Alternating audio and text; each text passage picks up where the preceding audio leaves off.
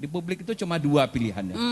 Kita akan memilih petahana, incumbent, atau kita memilih challengernya. Saya rasa sudah cukup lah, PDIP sudah mendapatkan kekuasaan legislatifnya, tinggal bagaimana kekuasaan eksekutif. Sudah cukup katanya Bang Romli. Kalau saya ngelihat legislatif mungkin aja. Pak Prabowo itu orang yang melahirkan tokoh. Kalau mau lebih masuk akal itu Ganjar Sandiaga Uno dari Gerindra. Mo 1058 menghadirkan Intimate Talk, Sudut Pandang. Mo's 105.8 Your Election Radio. Selamat sore untuk yang hadir hari ini di Ellis Lounge. Saya Erlangga Pandega akan memandu acara hari ini, acara Sudut Pandang. Yang kali ini akan menampilkan tema Prabowo Ganjar atau Ganjar Prabowo.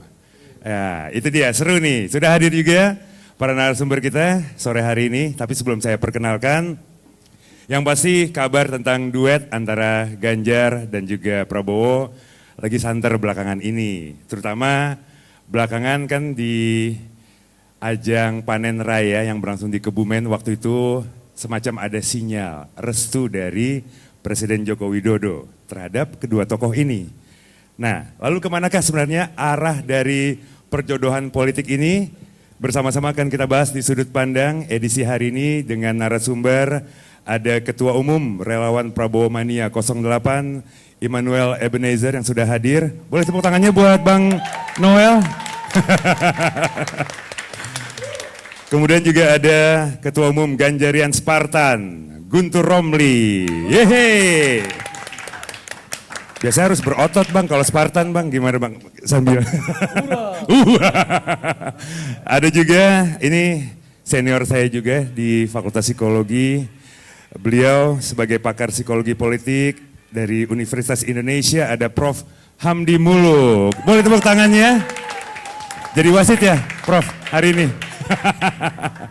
Oke baiklah, sebelum kita memulai saya mau mungkin memberikan sebuah pantun, boleh TND ya? Boleh 10 biji ya? Satu aja.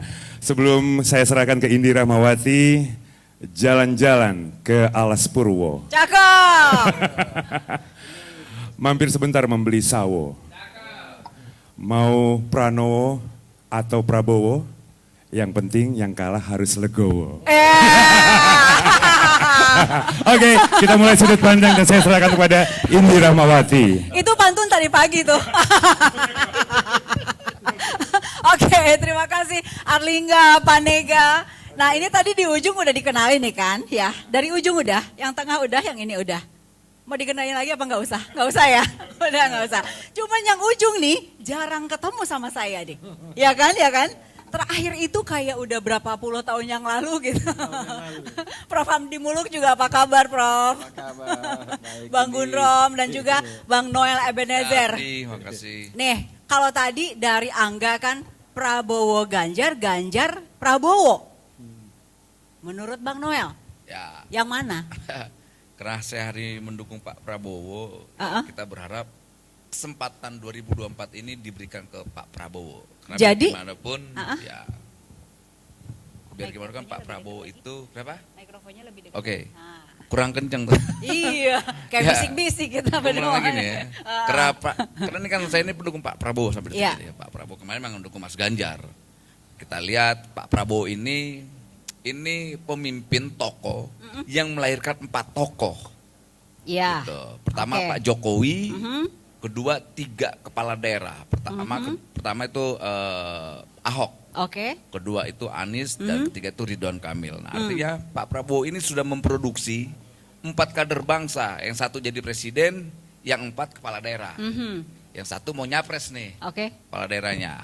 Nah, Pak Prabowo aja mampu melahirkan 4 tokoh besar ini. Kenapa Pak Prabowo tidak dikasih kesempatan untuk memimpin? Nah, artinya gini. Mungkin spesialisasi beliau memang melahirkan pemimpin besar, Bang. Ya, betul. Sabar ya. Kalau soal kesabaran dan sebagainya Pak Prabowo udah teruji lah. Kedua ketokohan Pak Prabowo hari ini kan siapa yang bisa mengalahkan ketokohan Pak Prabowo? Pertama secara nasional, kedua secara internasional. Jadi singkat cerita pertanyaan dari Angga tadi, Ganjar Prabowo atau Prabowo Ganjar, jawabannya adalah? Idealnya Prabowo Ganjar. Tepuk tangan dong, mana tepuk tangannya? Kalau Mas Gunrom, Prabowo Ganjar atau Ganjar Prabowo? Ya, terima kasih Mbak Endi. Jadi kalau saya ditanya sebagai Ketua Umum Ganjar dan Spartan, tentu saja ya capresnya adalah Ganjar Pranowo. Ganjar Pranowo. Soal siapa cawapresnya kita serahkan kepada Pak Ganjar untuk memilih. Ya bisa Pak Prabowo, bisa Pak Erick Thohir, bisa Mbak Hovifa, bisa Mas Kang Ridwan Kamil atau Mas Sandiaga Uno. Itu tergantung ya nanti ya. Tapi ya kami kalau di Ganjaran Spartan itu memperjuangkan Pak Ganjar Pranowo sebagai capres. Itu saja. Yang rencananya ini diusung dari Partai Merah atau dari mana? Kalau saya yakin dari PDIP. Yakin? Yakin sekali dari PDIP. Katanya PDIP itu kan masih punya calon yang lain tuh. Kalau kita Putri melihat, Mahkota. Gini, kita kan melihat pemilu itu kan pemilihan langsung dari tahun 2024. Ini Prof. Hamdi Muluk yang lebih ahli ya. Tapi kita melihat bahwa sejarah Pilpres kemudian PDIP kan bisa dilihat itu. 2024, 2009 bagaimana ketika PDIP dalam kontestasi Pileg. Kemudian kalau tahun 2014, 2019 kan sudah ada itu. Iya. Kalau memang PDIP ingin melanjutkan katakanlah kemenangan 3 kali, ya saya kira memang memilih sosok yang sudah dilihat di survei. Ini kan terkait dengan survei-survei yang sudah ada di publik gitu. Kalau ingin menang ketiga kali. Kalau saya lihat ya PDIP akan menang yang ketiga kali dengan memajukan Ganjar Pranowo. Restu akan ke situ begitu ya? Ya, saya yakin sekali. Tinggal tanya Ibu udah ada sinyal-sinyal belum ke Mas Gunrom bisik-bisik? Tergantung Ibu lah. Tapi kalau kami pendukung Ganjarian ya sangat yakin Pak Ganjar akan mendapatkan rekomendasi dari Ibu Megawati dari PDIP. Kalau ngelihat dari pengalaman pemilu selama ini. Sebagai Ketua Umum Ganjarian Spartan ya harus yakin ya?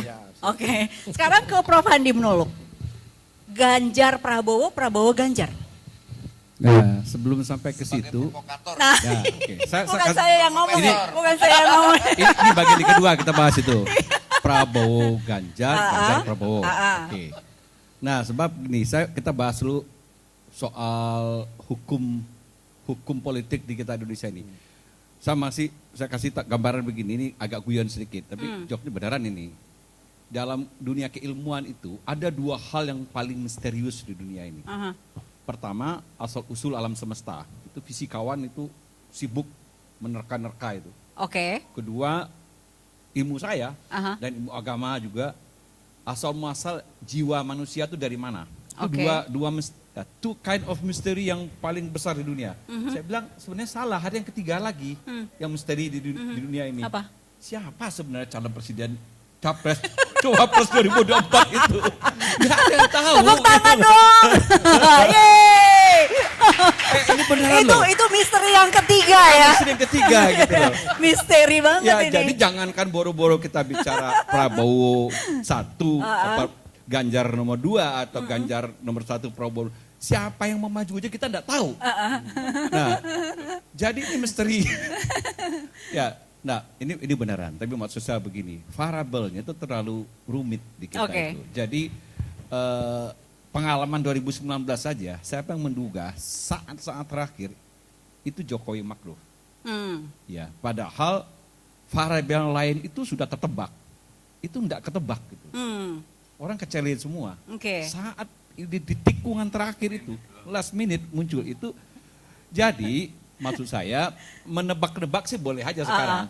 Tapi kalau saya yakin tentu pada putaran terakhir itu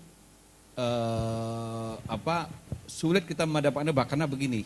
Kita nggak punya informasi yang utuh. Nah, kecuali yang di dalam ya. Kecuali misalnya ketum-ketum partai, ini sekjen, ketum-ketum ini gimana nih? Nah, kalau saya istilahnya Noel tadi, beliau ini kan seperti striker. Ya, nunggu bola. Gocek bola kemana gitu. Kalau bola sudah jelas gocekannya ditendang, gol itu barang begitu. Nah, ini playmakernya, masalahnya playmakernya itu ada di tengah-tengah, itu ketum-ketum partai, ya ketum-ketum partai. Dan kedua juga orang-orang yang dekat-dekat dengan ketum partai itu penting. Jadi jangan kita lupakan. Nah, siapa orang-orang itu? Ya nama itunya walaupun saya nggak terlalu suka dengan disebut itu. Orang bilang ini bohir-bohir misalnya. Ini bohir-bohir ini di mana nih? Ya kan? Ini menentukan. Oke. Karena memang pekerjaan. Suka tidak suka itu ada ya? Suka tidak suka karena pekerjaan mengkampanyekan calon presiden wakil presiden ini kan perlu dukungan gizi juga. Nah, kalau yang sanggup menyediakan gizi itu preferensinya belum. Yang berdua ini cukup bergizi nggak, Prof? Cukup bergizi nih kelihatannya ini. Striker juga harus bergizi. Kalau strikernya melempem itu ya, itu dari depan gawang itu nggak gol. Jadi penting juga striker. Harus dikasih pasokan gizi yang kuat juga berarti ya. Gitu. Oke. Nah, tapi maksud saya playmaker itu lebih penting. Saya ketua-ketua partai, satu lagi tadi ya termasuk itu. Nah, ketiga sebenarnya playmaker yang penting juga bukan adalah elektabilitas tadi. Nah, jadi itu faktor penting. Itu nggak bisa ditiadakan. Jadi karena itu sesuatu yang lebih bisa diukur. Ya, apakah kira-kira menang apa enggak? Nah, itu. Tiga itu silakannya itu berangkat dari situ nih, Prof ya. Dan juga Mas Gundrom, Bang Noel, Ganjar selalu tinggi. Pak Prabowo selalu tinggi begitu ya. Nomor 2. Ya, ini tiga besar nih. Mas Anies juga selalu tinggi nih. Gantian aja begitu gitu ya. Mungkin ada yang selalu menempati posisi pertama juga di beberapa survei. Nah, kalau 2 nama ini begitu tinggi atau 3 lah, mungkinkah 3 ini disatukan dalam satu pasangan? Dijawab nanti ya. Dijawab nanti setelah jeda berikut. Kita harus jeda dulu, sudut pandang segera kembali. Mo 1058 menghadirkan Intimeto Sudut Pandang. Oke, kembali ke pertanyaan di segmen sebelumnya. Kalau 3 nama ini begitu tinggi dalam hampir setiap survei, mungkinkah salah satu atau salah 2 dipasangkan? Mungkin nggak Bang Noel berpasangan dengan Pak Prabowo atau dengan Mas Ganjar? Pak Prabowo dengan Mas Ganjar dipasangkan, mungkin nggak sebetulnya? Kalau secara psikologis dua-duanya harus jadi nomor 1. Gini, politik itu kan bicara tentang kemungkinan. Artinya apapun bisa terjadi, apapun bisa kemungkinan, apapun bisa itu bisa terjadi. Tapi kalau untuk Prabowo mania dengan syarat Prabowo jadi capresnya begitu ya? Ya gini, dua-dua ini kan tokoh yang secara publik diterima ya.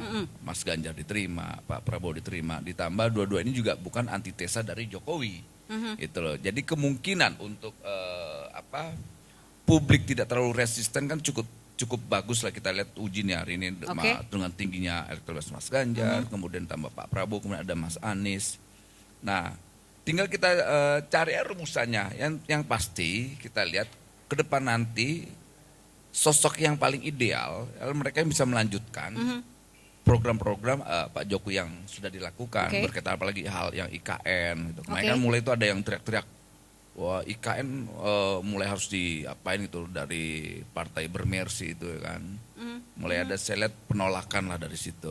Nah artinya kemungkinan ganti rezim, kalau seandainya orang yang benar-benar tidak punya komitmen untuk meneruskan program yang sudah dilakukan Pak Jokowi, ini pasti ada semacam pembalasan politik. Jadi pilihan yang terbaiknya ya, ini kan Pak Prabowo ini punya keberanian, ini orang punya nyali nih. Tinggal nanti kita lihat. Mas Ganjar juga punya keberanian, punya nyali juga sama. Gini memang, tapi problemnya kan belum dicapreskan. Mas Ganjar belum dicapreskan, kedua PDI juga belum mencapreskan Mas Ganjar. Gitu loh. Nah itu kan menjadi faktor lain. Nah kita kan bicara hal yang pasti. Yang pasti itu ada 2 hari ini. Gitu. Pertama Pak Prabowo, kedua Mas Anies. Nah dari yang pasti ini, yang paling memungkinkan untuk menjadi presiden kan pilihan saya itu Pak Prabowo. Nah kemungkinan nanti Mas Ganjar ditopang oleh elektabilitas, ya langkah bagusnya kedua ini disatukan. Alangkah bagusnya kalau disatukan. Padahal beberapa waktu lalu Mas Noel itu bilang kalau Mas Ganjar itu nggak punya apa istilahnya? Gagasan. Tapi kalau disatukan terus jadi nanti ya apa dong, nebeng gitu? Enggak juga, enggak. Apa? Tapi punya elektabilitas gitu loh. Itu kan karena bagus. punya elektabilitas. Energi gitu loh. Ini kan menarik lah ya. Yang satu Pak Prabowo yang cukup umur lah ya, ditambah dengan ditopang oleh anak muda Mas Ganjar itu kan bisa menguatkan. Gitu. Ditambah lagi faktor-faktor suara. Gitu. Itu kan mempengaruhi juga. Mas Gundrom setuju? kalau misalnya Mas Ganjar ditaruh jadi nomor 2? Ya, tentu saja saya nggak setuju. Tapi gini, ketika saya tadi nyebut soal tradisi politik kita dari tahun 2024, bahwa sebenarnya suara rakyat itu tidak bisa ditentang, baik itu oleh elit politik ya. Itu terkait misalnya kita melihat, dan suara rakyat itu sebelum pemilu, biasanya kan ditemukan dengan opini-opini yang ada hasil dari survei. Iya. Tapi yang sebut lembaga survei yang punya otoritas dan punya rekam jejak yang bagus ya. Yang Prof Hamdi ini kan termasuk ketua perhimpunan di situ. Kalau yang lembaga survei yang abal-abal saya nggak mau ngomong lah. Bahwa kita melihat bahwa hukum politik Indonesia itu pasti itu tidak akan pernah bergeser dari apa yang sudah ditemukan oleh survei-survei itu. Oke. Misalnya siapa yang di atas itu pasti menang. Makanya ketika misalnya ada yang nanya, gimana Pak Ganjar? Kok sampai saat ini partainya belum memberikan rekomendasi yang saya bilang, lihat aja tahun 2004, 2009, 2012 tidak ada yang namanya calon yang punya elektabilitas tinggi tidak dapat tiket tuh nggak ada ceritanya. Lo yang suaranya rendah aja bisa dapat tiket, apalagi yang lebih tinggi. Nah kemudian juga bahwa kemudian dengan misalnya salah satu tradisi politik yang dibuka oleh PDIP dan Ibu Mega dengan mencalonkan Pak Jokowi tahun 2014, 2019 itu kan menyebabkan kemenangan PDIP. Iya. Makanya saya bilang kalau PDIP ingin menang kembali, mau hat-trick, mau ketiga kali, ya memang harus sesuai dengan apa yang menjadi kehendak rakyat, yaitu apa yang sudah ditemukan di opini-opini di publik. Jadi Pak Ganjar menurut saya ya ketika ditanya apakah soal mendapatkan tiket, saya bilang ini bukan soal dapat tiket lagi. Kalau tiket menurut saya yakin itu. Malah saya yakin Pak Ganjar akan menang di 2024. Itu yang saya lihat. Keyakinannya sampai ke sana gitu. Sampai ke situ. Tren politik kita sudah ada dari walaupun 2004, ada yang bilang itu miskin gagasan.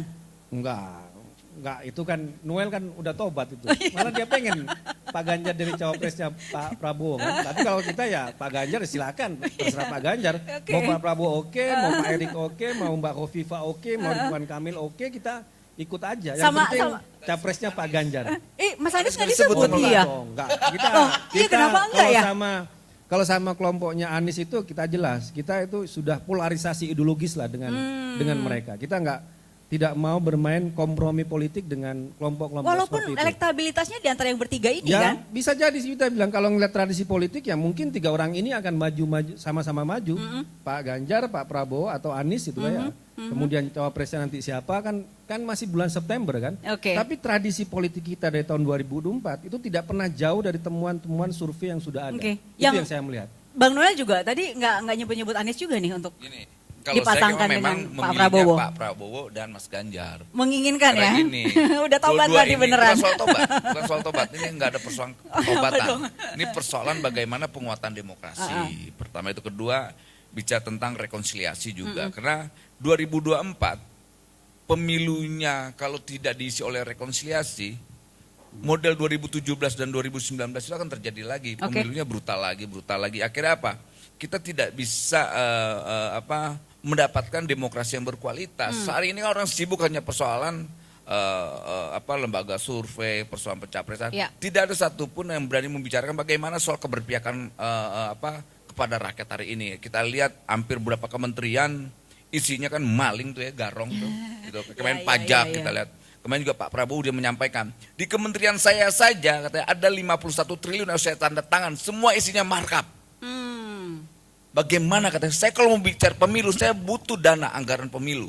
Kalau saya minta 10% aja, saya mendapatkan 5 sekian triliun. Tapi gimana muka saya katanya, kalau seandainya saya mengambil duit dari hasil yang saya korup. Dan itu saya suka, orang ini berarti punya nilai. Itu punya integritas dalam hal ini. Nah itu salah satu kenapa saya harus memilih Pak Prabowo. Dia punya keberpihakan. Gitu loh. Nah tinggal nanti kita lihat lagi siapa lagi. Nah kita juga mau misalnya kayak Mas Ganjar, ayo tunjukin keberpihakannya. Mau siapapun, mau Anies, mau Ganjar. Yang paling penting 3 periode tidak. Penundaan pemilu tidak, perpanjangan tidak. Itu yang paling penting. Nanti mau seperti apa diisinya oleh siapa ya kita senang ya. Karena itu bagian harus yang kita sepakati bahwa demokrasi harus melalui pemilu. Gitu loh. Itu yang paling terhormat. Mau siapapun kandidatnya, mau Anies kayak mau siapa, yang penting mekanismenya lewat pemilu. Gitu. Ada pertanyaan yang harus dijawab oleh Pak Hamdi Muluk ini, oleh Prof, mengenai tadi itu. Ketika ada 3 nama, baik lagi ya ke pertanyaan semula. ketika ada 3 nama, tiga-tiganya masuk dalam survei 1, 2, 3. Bisakah salah satu di antara mereka berpasangan? Setelah jeda ya Prof ya? Oke. Saat lagi. Mouse 1058 menghadirkan Intimate Talk, Sudut Pandang. Kembali lagi di Sudut Pandang, pertanyaan untuk Prof Hamdi Muluk. Dari 3 ini, mungkinkah di antara mereka ada yang legowo mengalah untuk menjadi nomor 2? Secara psikologis ya, kalau Ya, dilihat sekarang. Gini, persoalan 1 nomor 2 itu sebenarnya tergantung nanti ya. Bahasa keren itu zone of possible agreement. Di mana titik keseimbangan semua negosiasi, semua bargaining menemukan titik temunya di mana yang possible, yang tadinya impossible menjadi possible. Jadi Saat ini nih bulan sepakat. Maret masih Sekarang impossible ya. Sekarang nyari-nyari bentuk semua kan, tarik bargaining, kadang-kadang gertak, kadang-kadang tarik ulur, biasalah itu. Tadi yang kita bilang tadi, ya ketua-ketua partai, oke. Ya nanti mungkin orang-orang yang berkepentingan tadi dan juga persoalan elektabilitas itu. Itu Oke. juga jadi point of bargaining, itu Iya. betul. Jadi misalnya ada tokoh yang mempunyai endorsement yang kuat oleh publik, kalau dia maju kan kemungkinan dia menang jelas Iya. dibanding tokoh lain yang endorsement oleh publiknya rendah. Itu sudah hukum besi lah namanya Oke. dalam pemilu. Jadi nggak bisa kita berharap misalnya ya ditanya ke publik apakah kalau hari ini pemilihan presiden Anda mau memilih Hamdi misalnya, Aha. yang milih cuma 0,5%. Ada orang seluruh Indonesia sepakat 40%. Masa saya mau dimajuin? Itu kan nggak logis. Oke. Kecuali oke. yang 40% tadi nggak kita ikutkan. Nah kalau dari 3 ini kan tinggi-tinggi semua nih. Oke. Nah, tapi saya bicara lagi hal yang lain. Oke. 3 orang ini ya, Ganjar, Pak Prabowo itu dalam persepsi publik dan bukan hanya dalam persepsi mungkin, dalam kenyataan politik dia berada di kubu yang sama. Oke. Pak Anies itu di kubu yang lain. Nah, kubunya apa? Dalam konteks political thought atau pemikiran politik yang paling simpel di publik, sebenarnya demokrasi itu binary sebenarnya. Binary dalam pengertian begini. Di publik itu cuma 2 pilihannya. Kita akan memilih petahana, incumbent, Ya. atau kita memilih challengernya. Incumbent kan enggak. Saya jelasin dulu. Ah. Itu pola berpikir politik di publik yang paling simpel dan biasanya memang itu yang terjadi sebenarnya di publik. Publik itu kan malas mikir. Dia cuma mau mikir 2 aja. Ya. Hari ini misalnya tahun kemarin saya memilih si A. Ya. Kubu A ya. Aha. Itu namanya petahana, Iya. incumbent. Kalau saya merasa petahana ini nggak memenuhi keinginan saya beralih ke penantangnya, challengernya. Iya. Oke. Aha. Nah, pengkubuan itu kan kalau di konteks kita karena kita multi party, akhirnya kubu A sama B itu adalah kumpulan kan, koalisi Oke. kan, koalisi petahana katakanlah begitu dan mata kutip dan koalisi penantangnya. Nah itu juga terjadi blok itu di parlemen. Oke. Nah dalam konteks kita sekarang petahana itu adalah tentu Pak Jokowi dan seluruh koalisinya. Iya. Pak Prabowo udah masuk ke sini sekarang. Berarti masuk di petahana ya? Yes. Oke. Gitu. Di challenger penantang. Mas Ganjar masuk di situ juga dong? Ya, ya betul. Di penantang cuma tinggal 2 partai. Iya. PKS, oposisi namanya kan? Iya. PKS sama Demokrat. Iya. Oke. Nah, pemilih ya kalau nanti kubu yang berhadapan nanti di pemilu 2004 adalah 2 lagi mewakili itu. Nah, tinggal kita tanya ke masyarakat sekarang, Anda masih senang dengan yang sekarang? Artinya kita teruskan atau ganti? Iya. Iya. Ganti penguasa, katakanlah Iya. gitu. Berarti kubu PKS dan Demokrat. Nah, Pak Anies kan sudah mengatakan di sini, Iya. saya adalah kubu perubahan. Berarti sekarang pilihannya tinggal antara itu dan Ya, ini. Jadi kecil kemungkinan ya Pak Anies akan ke kubu petahana. Nah, berarti tinggal Mas Ganjar dan Pak Prabowo. Ya, tapi kita masih bisa belum sampai pada kepastian loh ini maksud saya begini. Aha. PKS Demokrat Iya. itu suaranya kan kurang. Oke. Dia sebagai kubu oposisi loh. Nah, kecuali Nasdem masuk ke situ. Oke. Masalahnya Nasdem kan di persimpangan jalan sekarang. Itu masalahnya. Sebenarnya Nasdem ini apakah akan masuk nyebrang ke kubu perubahan? Kalau itu yang diinginkan harusnya dia tarik menterinya sekarang. Oke. Karena Oke. Dari sejak sekarang ya, karena bersikap. dalam persepsi politik oleh publik tidak boleh Anda tuh abu-abu. Oke. Publik bilang Anda ini di mana? Kami perlu kepastian. Kalau Anda mau di kubu perubahan, segera tarik menteri Anda dan umumkan paket itu. Oke. Itu saya bilang ini belum pasti nih Pak Anies Iya, ini. iya. Gitu loh. Kalau Pak Prabowo sama Pak Ganjar, kita anggap Pak Ganjar mewakili PDIP, PDIP pasti bisa. Karena secara administrasi pendaftaran, thresholdnya memenuhi syarat. Masuk. Dia masuk gitu Aha. loh. Yang PKS sama Demokrat kan nggak bisa tadi. Aha. Jadi kalaupun dia ngotor sama Anies belum cukup tiketnya. Oke. Iya kan gitu masalahnya kan. Oke. Pak Prabowo Aha. sebagai di Partai Gerindra yang 13% cuma butuh satu teman cukup juga. Jadi opsi di kubu petahana ini sebenarnya bisa satu blok besar, Ya. bisa juga 2 blok besar.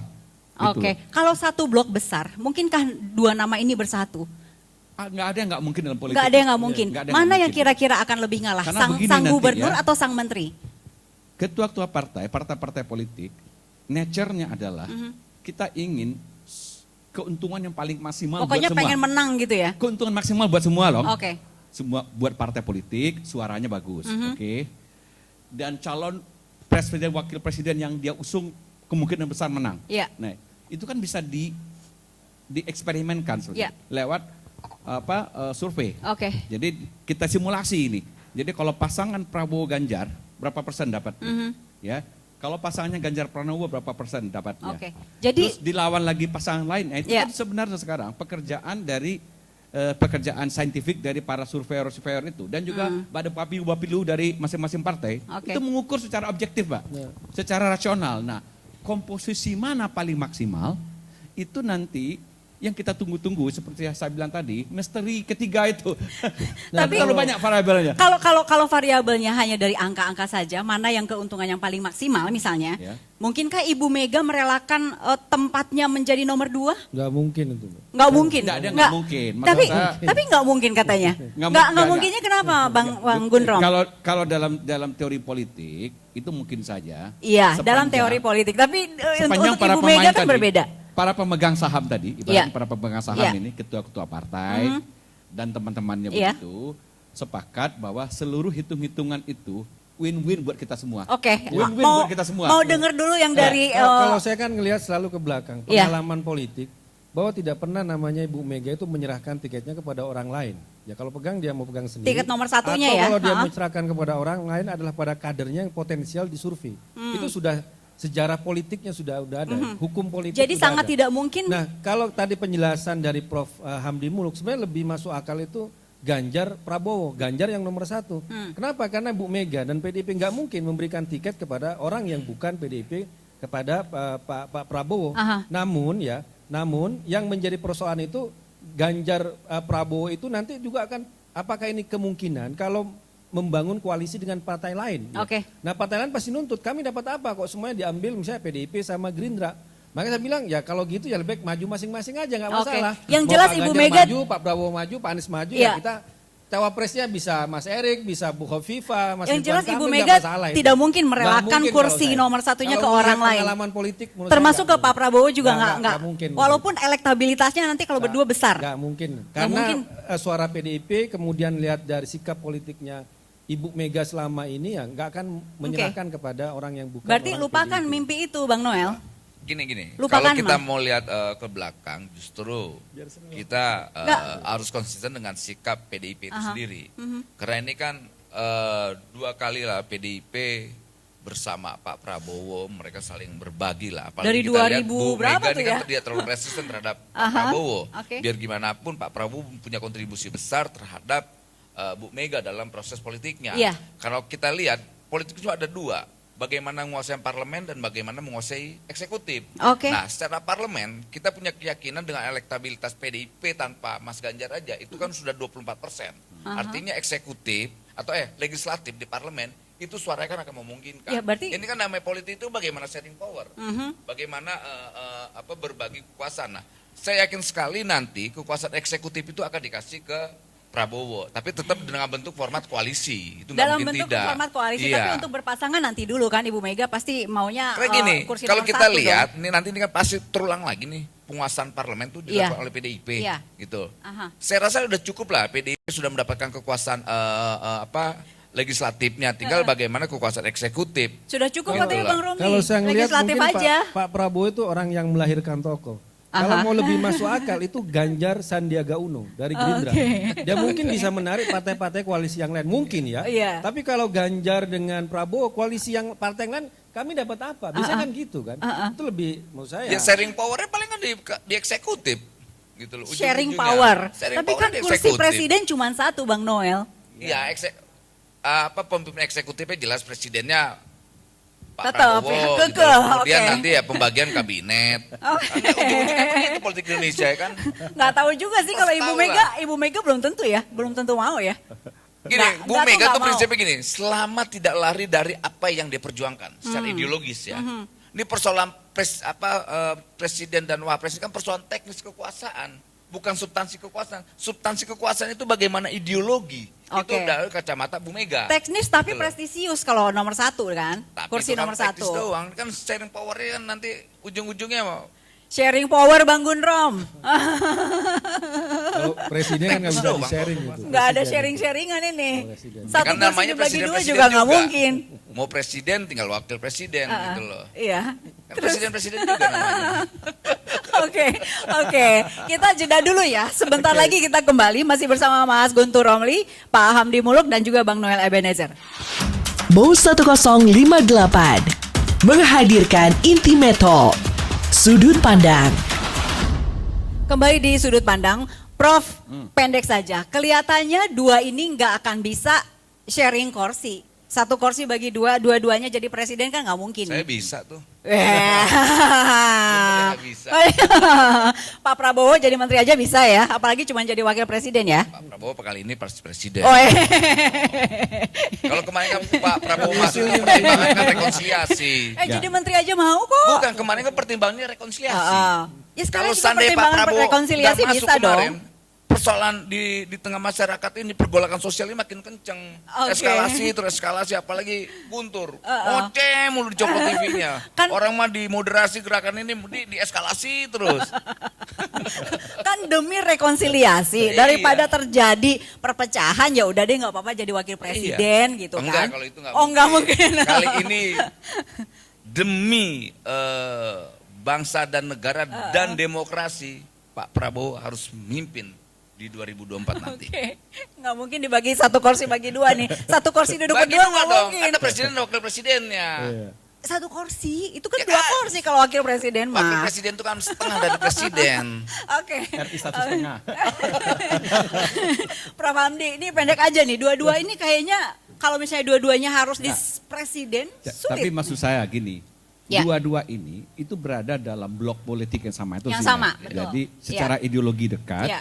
secara apapun itu dalam blok politik yang sama. Ya. Jadi Anies memang berada di blok politik yang lain. Betul. Saya sudah sampaikan tadi, ini mungkin bisa saja terjadi pertarungan lagi antara incumbent sebenarnya yang diwakili oleh dalam mata publik orang-orang yang akan meneruskan Pak Jokowi. Tadi Iya. disebut-sebut kan. Iya, iya. Nah, dan memang itu sekarang dalam perspektif suara pemilih ini lebih promising ketimbang penantang. Iya. Karena survei approval rating sampai hari ini Pak rejim ini masih mendapat approval rating itu tingkat kepuasan itu di antara 60 sampai 70%. Oke. Artinya cuma 30% orang nggak puas. Jadi itu yang mungkin akan diambil oleh kubu penantang. Masa hanya 30? Ya, faktanya begitu, Pak. Oke. Oke. Dan itu mungkin Itu udah bisa langsung baca yang menang siapa nggak sih? ya kalau kita 70, lihat misalnya 30. 30% berarti itu kan akan memilih PKS, Demokrat. Aha. Jumlahin aja dan berikut calonnya. Iya. Oke. Oke. Jadi tetap lebih besar sebenarnya endorsement untuk incumbency. Siapapun yang menjadi Siapapun yang dianggap presidennya. dipersepsikan meneruskan kepemimpinan Pak Jokowi. Oke. Itu fakta ya. Ini fakta yang terakhir juga Kompas juga menemukan hal yang sama. Nah saya sebagai saintis tentu percaya hal yang positif dong. Saya nggak berandai-andai. Oke. Ini memang fakta ketika publik ditanya apakah Anda puas dengan pemerintahan sekarang? Faktanya puas. Biasanya itu hukum pemilu simpel.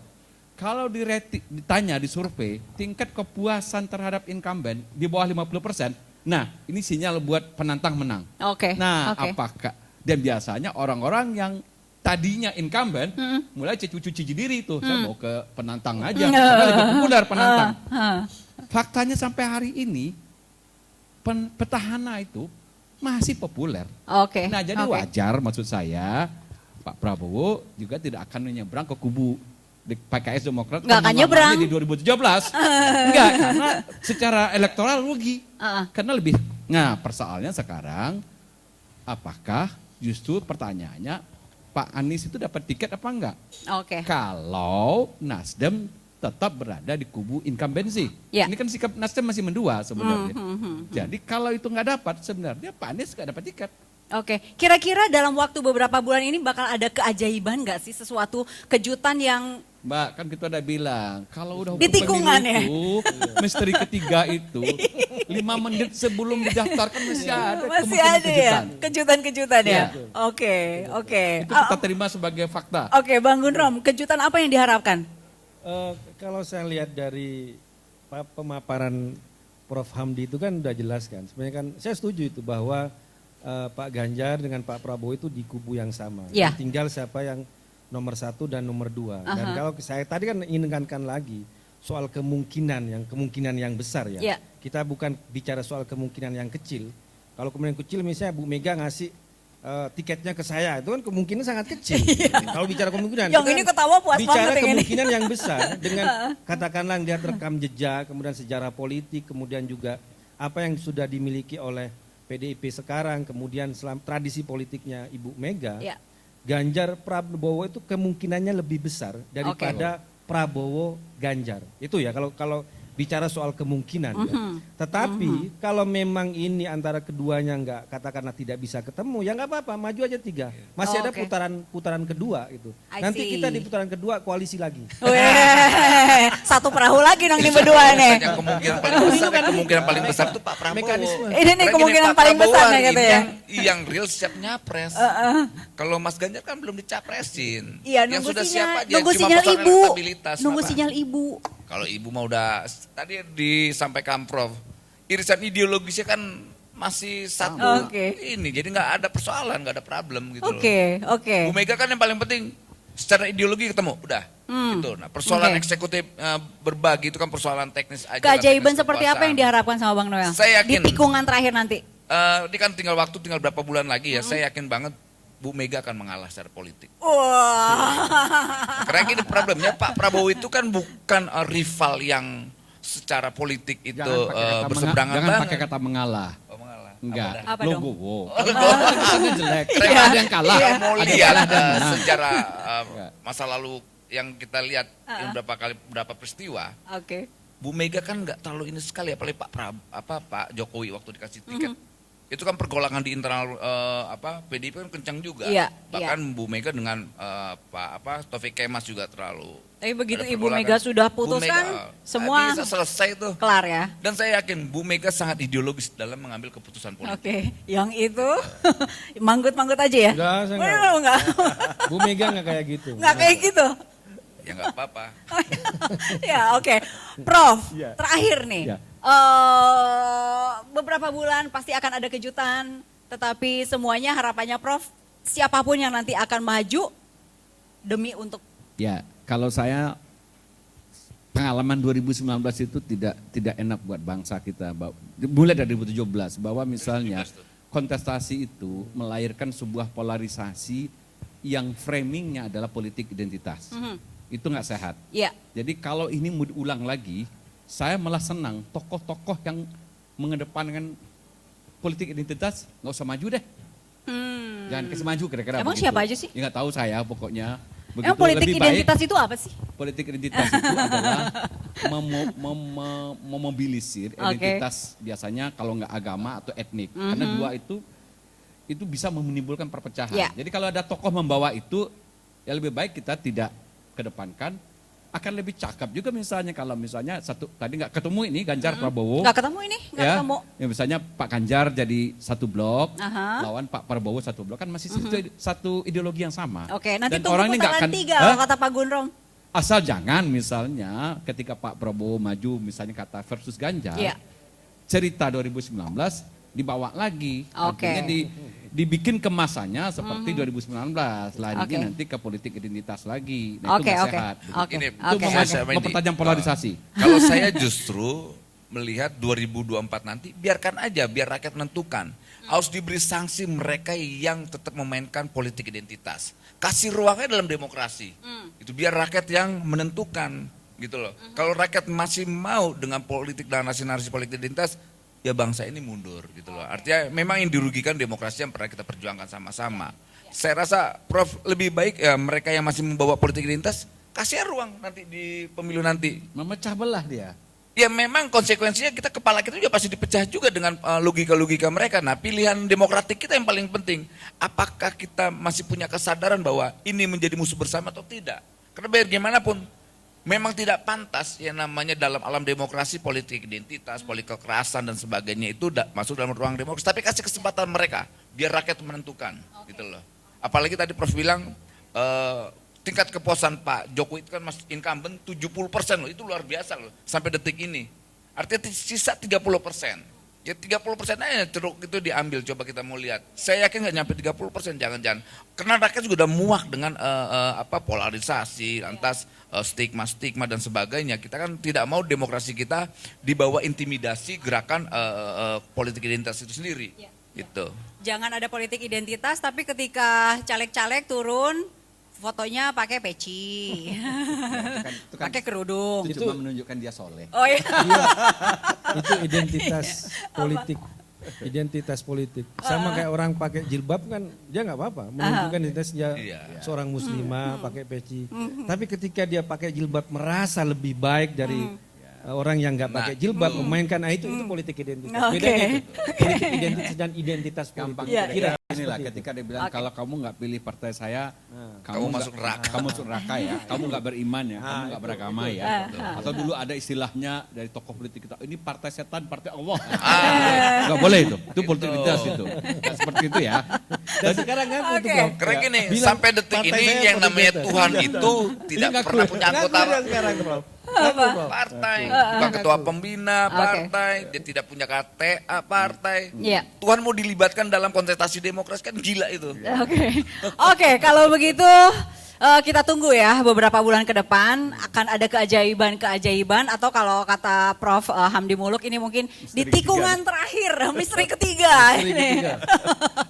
Oke, terima kasih Mas Guntur Romli, Ketua Umum Ganjarian Spartan, Prof Hamdi Muluk, terima kasih pakar psikologi politik dan Bang Noel Ebenezer, Ketua Umum Prabowo Mania 08. Thank you. Kembalikan lagi ke Arlinga Panega. Iya, terima kasih Indi Rahmawati, terima kasih juga untuk narasumber kita hari ini.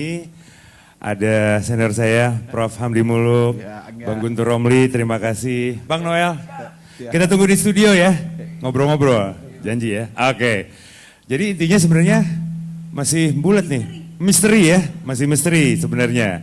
Ganjar Prabowo atau Prabowo Ganjar. Tapi ingat pantun saya tadi tetap ya.